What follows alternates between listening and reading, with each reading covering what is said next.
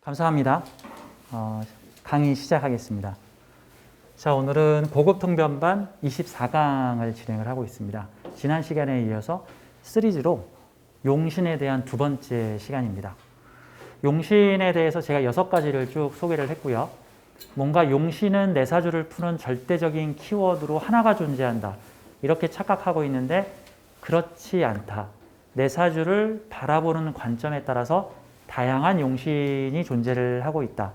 명리학계에서 용신이라는 말이 좀 너무 과용돼서 쓰이는 경향이 좀 있다라는 좀 생각이 드는데, 용신은 사주를 한 방에 풀어버리는 마스터키와 같은 요소가 아니다. 왜 그러냐면 사주 자체가 되게 복잡한 다양한 성격을 얽히고 시줄과 날줄처럼 엮여 있기 때문이다 같은 거죠. 그러니까 우리가 세상을 바라보는 관점을 모두 하나의 키포인트로 보지 마세요. 이게 있으면 행복할 거야, 저게 있으면 행복할 거야, 요게 있으면 좋을 거야, 저게 있으면 좋을 거야가 아니라 보통은 이거 이런 말이 있어요. 보통 요만한 하얀 도화지에 점을 하나 딱 찍어요. 하얀 도화지에 시커먼 점이 하나 찍혀 있으면 사람들은 주로 뭐를 보냐면 거기에 찍혀 있는 검은 점을 봅니다. 자, 하얀 도화지에 점을 하나, 검은색 점을 딱 찍어서 자, 무슨 색깔이 보여요? 그러면 검은색 점이 보여요 라 그러죠. 그런데 그 도화지의 98%를 차지하고 있는 하얀색은 안 봐. 사실 비율상으로 보면은 98%의 하얀색과 2% 정도의 검은색으로 이루어져 있는데 우리는 하얀 건 당연한 걸로 알고 거기 검은색 점을 찍죠. 내 인생의 하얀색 바탕은 당연하다고 생각하고 뭔가 부족하거나 잘못됐거나 안 돼 있거나 결핍된 거를 중요시하게 보기 때문에 그래요. 사주 역시도 어떤 한두 개의 글자가 키포인트다. 그거의 향방만 보지 말자. 하지만 뭐 참고는 할 만하다. 제가 지난 시간에 이제 요거 얘기를 했어요. 명리계에 용신을 바라보는 3가지 입장이 있다. 용신 만능론 1번. 용신 무용론. 둘 다 좀 극단적이죠. 3번째는 그냥 용신 중도론. 저는 용신 중도론 입장에서 용신에 대해서 얘기할 때도 있고 얘기하지 않을 때도 있고 그렇게 얘기를 합니다. 인터넷에서 명리를 가르치는 선생님들 중에서도요, 용신 얘기 한마디도 안 하시는 선생님이 계시는가 하면은 계속해서 용신. 이 사준 이게 용신이야. 이 사준 이게 용신이지. 운에서 용신운이 왔네. 뭐 이런 식으로 용신을 되게 강조하시는 분도 계세요. 근데 이 문제는 용신을 강조하는 해석법은요, 그 용신이 무슨 용신이고 어떤 원리로 어떤 규칙으로 용신을 뽑았는지를 그 선생님과 완벽하게 공유되지 않으면은 도무지 알아들을 수가 없어요. 그게 용신인데요. 모든 논리의 핵심이 그 용신론으로부터 시작을 하니까. 다만 저 호신쌤은 아마 용신 얘기를 그닥 안 할 거예요. 거의 안 하는데 어쩌다 한 번씩 할 때가 있는데 그때는 무슨 관점에서 용신이다라는 식으로의 부연 설명을 붙입니다. 보통은 저는 격국용신에 대해서는 얘기해도 다른 용신에 대해서는 용신이라는 표현을 웬만하면 쓰지 않죠. 굳이 용신이라는 표현을 쓰지 않고도 사주를 해석할 수 있는, 설명할 수 있는 용어들이 얼마든지 있는데 굳이 이건 용신이다. 이런 식으로 말하면 좀 곤란하죠. 자, 용신, 쓸용자에 귀신 신자를 써서 나에게 필요한, 내가 사용하는 에너지다. 뭐 이런 거와 같은 겁니다. 뭐 겨울철 낚시 갈 때는 낚싯대가 용신이고, 뭐 여름철에 수영장 갈 때는 수영복이 용신이고, 맛있는 거 먹으러 갈 때는 숟가락 젓가락이 용신이고, 뭐 그렇죠. 뭐 친구를 때리러 갈 때는 야구방망이가 용신이고, 뭐 도둑놈을 잡을 때는 부엌칼이 용신이고, 뭐 이런 등등의 각자 필요할 때 용신이 있는 거지. 인생의 용신이 하나만 있는 거 아니에요. 보통 사랑이 그리울 땐 사랑이 용신이고, 애정이 결핍됐을 때는 애정이 용신이고, 그렇게 살이 많이 쪘을 때는 밥 안 먹는 게 용신이고, 살이 너무 많이 빠졌을 때는 영양가 있는 거 먹는 게 용신이고, 뭐 그런 거죠. 살이 많이 쪘는데 또는 살이 빼짝 말랐는데 무조건 먹는 게 용신이야 이러면 곤란해요.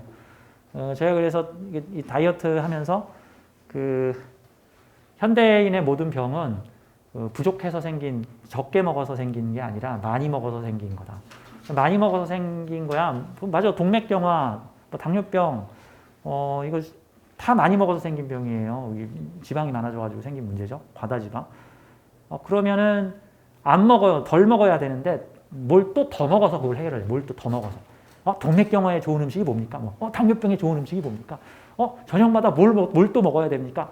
안 먹어야 되는, 그게 안 먹는 게 용신이지, 그럴 때는.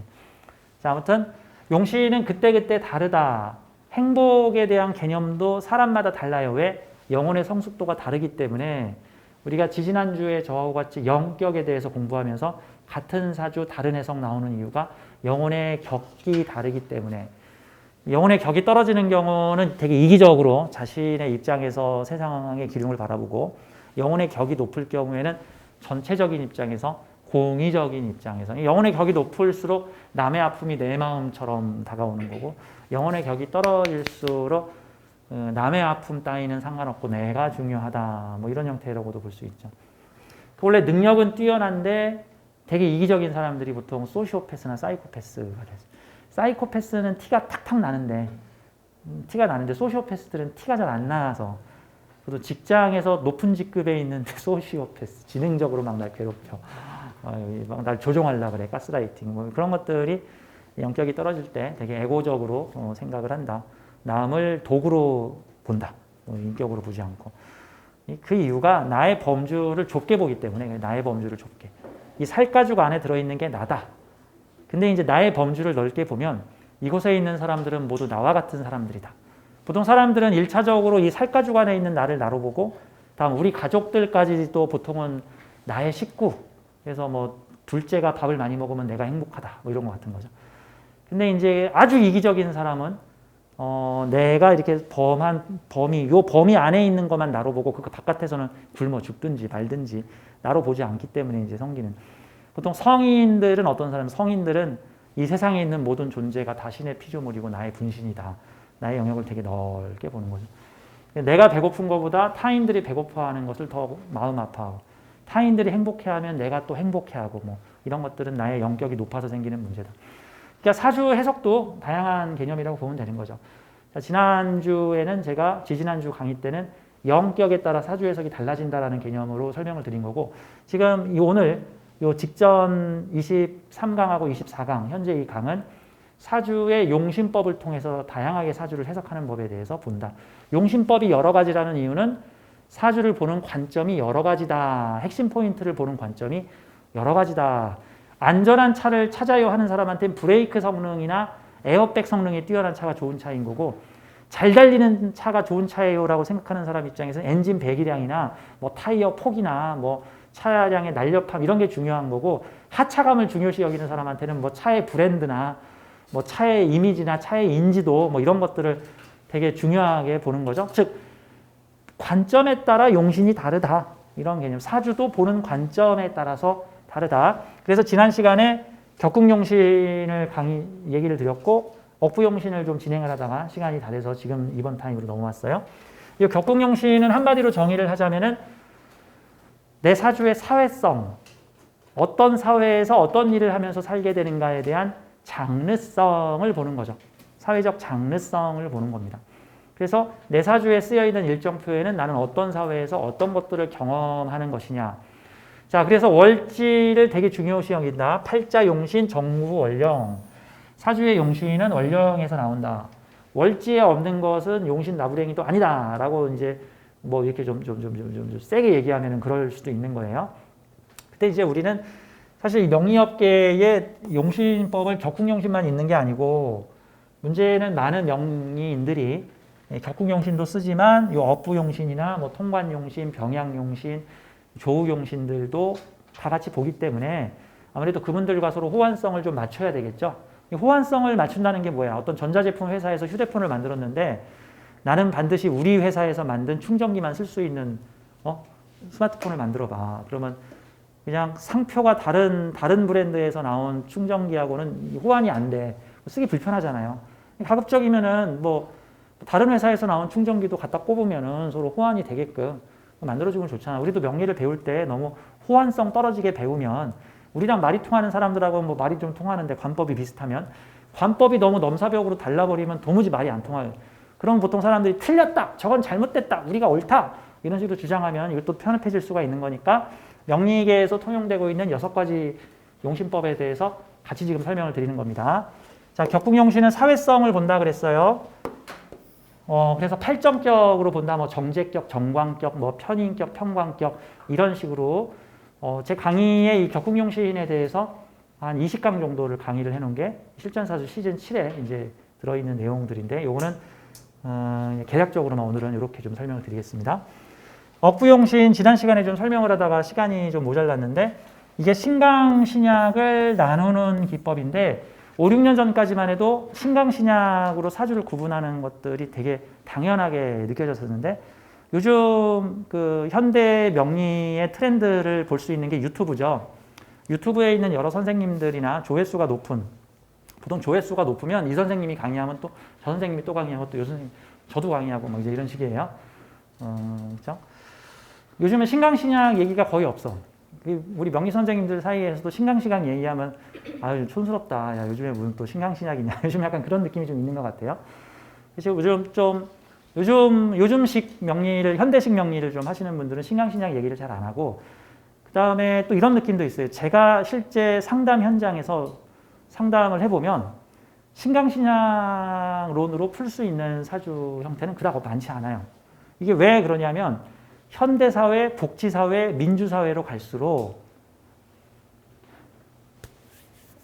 지금 저기 러시아의 저기 러시아의 푸틀러, 푸틴. 요즘은 푸틴을 푸틀러라고 그러죠. 히틀러라고 하는 푸틀러. 푸틴의 문제가 뭐예요? 푸틴의 문제가 독재자잖아, 독재자. 짐이 곧 나라다. 이러고 있잖아요, 지금. 짐이 곧 나라다. 민주주의라는 게 뭐예요? 여러 사람들의 의견을 종합해서 평균 내서 정치하는 거잖아요. 여러 사람들의 의견을, 그래서 나와 다른 사람들의 얘기도 어느 정도 수용이 돼 가는 거죠. 절충을 해 가는 거죠. 100% 만족할 수도 없지만 그 대신 어느 정도 안정적으로 여러 사람들의 의견이 반영될 수 있는 거잖아요. 이게 민주주의죠. 독재는 뭐야, 독재. 뭐 다 필요 없어. 내가 하자는 대로 하겠다. 독재는 그렇잖아요. 이게 현대사회가 민주사회, 복지사회로 갈수록 신약들이 되게 유리한 사회가 돼요. 참고로 이 신강신약을 옛날에 되게 많이 따졌던 게 예전 명리법에서는 대체로 그 차별 안 한다고 하는데 엄청 차별을 많이 해. 어떻게 차별을 해? 신약을 엄청 차별해. 그러니까 신강신약론으로 사주를 배우게 되면 신강은 뭐 좋은 점이 한 8개, 나쁜 점이 한 2개 있고 신약은 나쁜 점이 한 8개, 좋은 게 한 2개 있고 막 이런 식이야. 그래서 명리를 배우고 나서 좌절하시는 분들이 막 생겨. 내가 신약이라니. 나는 재관을 가질 수 없는 사람이라니. 나는 재관이 있어도 다 뺏기는 사람이라니. 아니 이럴 수가 뭐 신약 인비용신 이래버리는데 요즘 현대사회는 그렇지 않아요. 그렇지 않아요. 자, 사회 제도가 잘 돼 있으면은 옛날처럼 내 재산과 명예를 내가 직접 지키지 않으면 누군가 다 와서 뺏어가는 그런 무식한 무지몽매한 사회가 아니라 사회적 제도와 시스템. 자, 어떤 면에서는 신약은 사회에서 보호 제도가 잘 돼 있으면 괜찮잖아요. 약육강식의 시대에는 신강이 유리해. 약육강식에서는. 힘센 놈이 짱이야. 그리고 힘없는 놈 막 좁혀고 막 여자 때리고 막 개 막 다 잡아먹고 막 이렇게 나보다 약하다 싶은 애들 막 괴롭히고 그래도 약한 게 죄잖아. 약한 게 뭐 네가 약하래? 뭐 그랬잖아. 무법이죠, 무법. 근데 요즘 사회는 그런 거 없잖아요. 요즘 주먹으로 해결하면 안 되잖아요. 푸틴이 지금 뭐가 문제야? 말로 안 통하니까 주먹으로 지금 해결하겠다고 지금 우크라이나를 지금 주먹 다짐으로 지금 쳐들어갔는데 물론 한 3, 40년 전에는 그 주먹 다짐으로 다른 나라를 옆 나라를 먹으면은 아유 그래 힘센 나라가 짱이네 뭐 이랬는데 요즘에는 지금 그게 안 통하잖아. 아니 21세기에 힘으로 해결하려고 하더니 대화와 타협으로 해결해야지 힘으로 해결할 요즘 21세기가 어떤 사회야. 부모도 애를 못 때리는 사회예요. 옛날에는 애가 말 안 들으면 때렸잖아 막 이렇게. 학교 선생님들 맨날 때렸잖아요. 학교 선생님들 사랑의 척도가 얼마나 애들을 많이 때리는 애였잖아. 애 안 때리는 선생님은 직무유기였잖아 옛날에는. 왜? 그게 빠르니까. 근데 문제는 때려서 키우면 그게 부작용이 만만치가 않잖아. 이게 진정하게 변화되는 게 아니잖아. 그냥 얻어맞으니까 그냥 듣는 척하는 거지.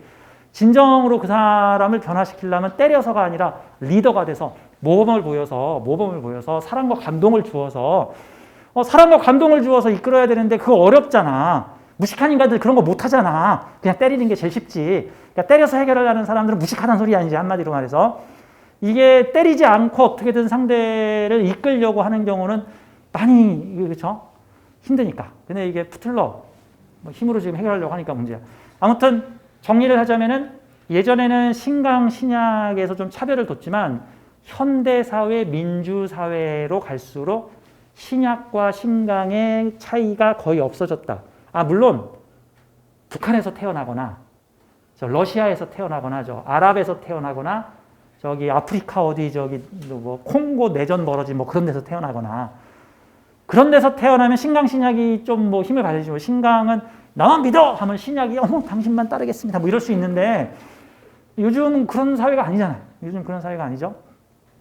자, 그래서 사주의 신강 신약으로 기륭을 판단하는 것은 옳지 않다. 요즘 현대 특히 대한민국에서는 뭐 한 3, 40년 전에 사주를 볼 때는 그게 먹혔을지 몰라도 이 현대 사회에서 신약에 대한 보호 제도가 잘 돼 있다. 신강과 신약에 대해서 이런 표현을 해볼 수 있죠. 신강, 내가 성취하겠다라는 개념이 강하고 신약은 환경에 나를 전복시키는 게 강하죠. 그러면 예를 들어서 70년, 80년대에 자수성가하는 사람들은 대체로 신강에서 많이 나오고 부모의 자수성가로 가문이 일어났는데 부모가 일으킨 재산을 잘 안정되게 이끌어가는 것은 신약들이 더 유리하다.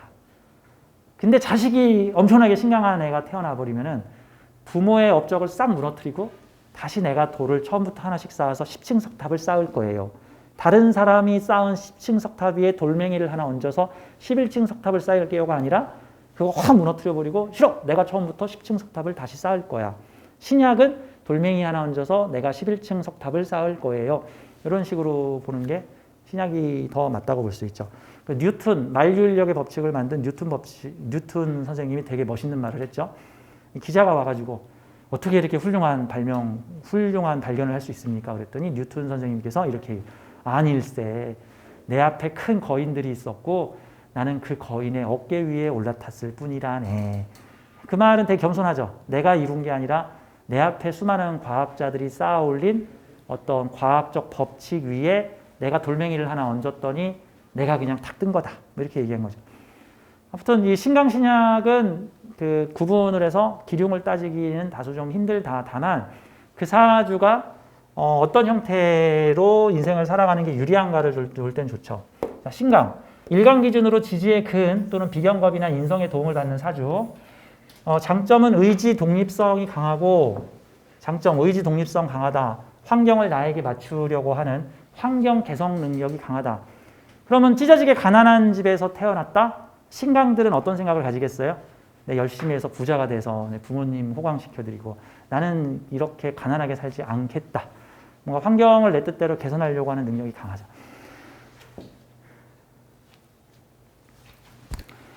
월주에서 간여지동급이거나 일주에서 간여지동을 가지고 있는 쉽게 말해서 록겁격 이런 사주들은 그냥 볼 것도 없이 그냥 신강으로 분류를 해요.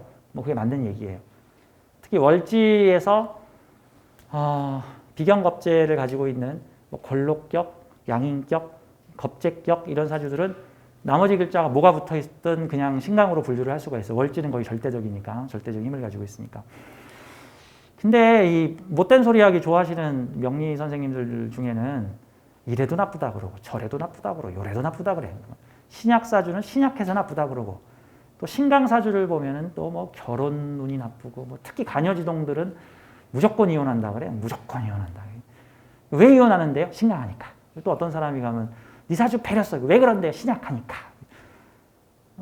그건 뭐죠? 그럼 이래도 나쁜 거고 저래도 나쁜 거고 요래도 나쁜 거잖아. 그렇죠? 저도 같은 명리업계에 있는 사람으로 그런 소리 들으신 분 제가 대신 사과드립니다. 제가 대신 사과. 자, 결국 이렇게 보죠. 사주에 겁재가 있으면 부자다. 그런 말 들어봤죠? 재벌 사주에는 겁재 있다. 이런 말 있어요. 다음 또 하나. 사주에 겁재가 있으면 도둑놈이 준동해서 내 재물을 다 가져간다. 완전히 정반대의 말이죠. 그러면 사주에 겁재가 있으면 좋다는 소리야? 안 좋다는 소리야? 겁재가 있으면 재벌이다. 또 다른 쪽 얘기는 겁재가 있어서 거지다. 정답은 뭐냐면 겁재를 잘 활용하면 부자고 겁재를 잘 활용하지 못하면 거지라는 소리예요. 내 사주가 신강해서 좋고 신약해서 나쁘다가 아니라 신강한 사주를 잘 활용하면 유리하고 또는 신강한 사주를 잘 활용하지 못하면 부정성이 드러난다. 신약한 사주를 잘 활용하면 유리하고 신약한 사주를 잘 다루지 못하면 부정성이 들어간다. 즉 어떻게 쓰냐. 내가 들고 있는 칼이 음식 요리를 할 수 있는 훌륭한 도구이냐 사람을 찌르고 자기를 찌를 수 있는 흉기로 사용되느냐는 건 사람마다 다르다라는 측면에서 봐야 돼요. 그러니까 신강 가지고 특히 여자분들이 남자 사주 들고 가서 저 이 남자랑 결혼해도 돼요. 근데 남자 사주가 대체로 신강에 비경겁제가 많어. 그럼 도대체 그건 뭐라고 표현을 해요? 뭐 고집이 세고 뭐 여자를 때릴 수 있으며 지 멋대로 활동할 수 있고 아무도 못 말리고 고집이 세서 문제야 이렇게 얘기하는데 세계적으로 이름난 역사적 인물들이 다 공통점이 뭔지 아세요? 다 고집이 세. 그 센 고집으로 뻘짓을 하면 그게 히틀러고 그 센 고집으로 훌륭한 일을 하면은 그게 잔다르크야 이제. 그러니까 고집이 세서 문제가 아니라 그 센 고집이 어떻게 활용됐느냐가 문제다. 이렇게 이제 봐야 되는 거예요. 자, 억부용신은 사주의 중화를 맞추는 신강신약의 중화를 맞추는 요인을 억부용신으로 보는데 사주 10개 중에 억부용신을 적용할 수 있는 사주는 사실 10개 중에 한두 개 정도밖에 안 되기 때문에 제가 이 억부용신에 대해서는 기존 명리업계에서 너무 과도하게 억부용신 맹신론이 좀 퍼져 있는 점이 있다고 저는 생각돼서 이 부분에 대해서는 조금 억부용신의 비중을 좀 줄이는 게 좋겠습니다라고 제 의견을 좀 드립니다. 이 부분에 있어서는. 지난 시간에 이 얘기하다가 끝났죠. 명백한 신강사주 10개 중에 한두 개밖에 안 되고 명백한 신약사주 10개 중에 한두 개밖에 안 되고 10개 중에 7, 8, 9개는 신강적 성향과 신약적 성향을 모두 함께 가지고 있는 사주들이 대부분이다. 그런 측면으로 봐야 되는 거지 이거를 딱 하나로 정의해서 신강, 신약으로 구분할 수 없다예요. 사주는 예를 들어서 월지 양인격으로 매우 신강, 월지 양인이나 걸록으로 매우 신강한 사주인데 막 편관을 한 4개씩 가지고 있어봐. 그럼 이거 신강한 거야? 신약한 거야? 애매한 거잖아 다. 사실 대부분의 사주가 다 애매해. 그런 식이야. 월지가 막 걸록 양인 가지고 있어서 어우 신강하구나. 어이구 뭐 편관이 몇 개. 재관이 6개를 깔았네. 이러면 신강한 거야? 신약한 거야? 그게 무슨 소리냐면 10톤 트럭에 12톤 실었단 소리야. 10톤 트럭에 일단 10톤 트럭이야. 힘 세 안 세? 10톤 트럭이면 힘이 센 거잖아. 1톤 트럭이 대부분인데 10톤 트럭이면 힘이 세. 근데 거기다가 12톤이나 15톤 실으면 그거 힘 센 거야, 안 센 거야? 애매하잖아. 그렇죠? 힘 센 트럭에 용량이 많은 거야. 그럼 일 잘하고 뭐 추진력 있는 사람인데 근데 과도하게 지금 뭐를 실은 거죠. 지금 형국이. 사실 그렇게 봐야 되는 거잖아. 자, 400km밖에는 못 실는 차야. 짐칸이 거의 없는 티코가 있다고 쳐. 400km밖에 못 실어, 차에. 근데 100km밖에 안 실렸어. 그건 신강에 신약해. 사주 자체가 신약한데 사실 힘쓸 필요가 없는 사주야. 그러니까 이게 명백하게 신강, 명백하게 신약하고 구분할 수 없다라는 측면이에요. 대체로 10톤 트럭에 15톤 싣고 다니는 사람들은 웬만한 일에는 끄떡도 안 하고 추진할 수 있는데 근데 막 지금 내가 해야 될 일이 막 이만큼씩 걸려있는 사람들이야. 이건 신강, 신약으로 구분하지 말고 가끔 힘들 때는 짐을 좀 내려놓으시오 정도로 얘기를 하는 게 좋죠. 너가 신약해서 문제야. 이렇게 말할 수 있는 부분이 아니다라고 이제 봐야 되는 거예요. 엄청나게 튼튼하게 만든 슈퍼탱크를 만들었어. 어떠한 포탄도 다 막아내고 웬만한 공격도 다 막아낼 수 있는 슈퍼탱크를 만들었는데 그 탱크를 정말 어마무시하게 살벌한 전투 현장으로 내보냈어. 지금 계속 폭탄이 융단 폭격이 떨어지고 지뢰가 터지고 있는 데서 거기다 밀어넣으면 어떻게 되는 거야. 2차 대전 때 당시 지구상에서 최강의 전함이 일본에서 만든 야마토라고 하는 전함이 있었어요. 이거는 미국에 있는 모든 전함을 합쳐도 어떻게 보면 미국에 있는 1대1 대결에서 당대 최고의 17인치 주포를 장착한 당대 최고의 전함 야마토야. 그래서 그거를 불침함이라고 불렀는데 그 야마토라는 전함이 결국 수백 대의 폭격기에 의해서 예쁜 말을 써야 되는데 마땅히 쓸 말이 없네. 이거 개떼 공격이라고. 거의 그 야마토 한 대를 잡기 위해서 미국 항공모함 한 대에서 거의 한 2,300대의 비행기를 보냈어. 2,300대면은 일본이 진주만 폭격할 때 보낸 비행기 숫자가 200대인가 그러잖아요. 200대가 안 될 거야, 아마. 거의 한 계속 2차, 3차, 4차 해가지고 총 합치면 거의 2,300대의 비행기가 와서 그 야마토에다가 폭탄을 꽂아내. 그러면 지 아무리 야마토라도 걔가 침몰 안 해? 뭐 폭격을 그냥 비처럼 맞고 있는데 웬만하면은 버티는데 맷집으로 버티는데 너무나 많은 비행기들이 오니까 버티지 못하더라. 즉, 이 사주의 그 신강, 신약은 하나만 가지고 따질 수 없다. 10톤 트럭인데 15톤을 실었는지 500g밖에 500kg밖에 못 싣는 트럭인데 100kg밖에 안 실려 있는지 그걸로 봐줘야 된다는 측면이에요. 자, 억부용신은 일간의 의지와 추진력, 인생을 능동적으로 사는가, 수동적으로 사는가에 영향을 미친다라는 겁니다. 자, 예를 들어서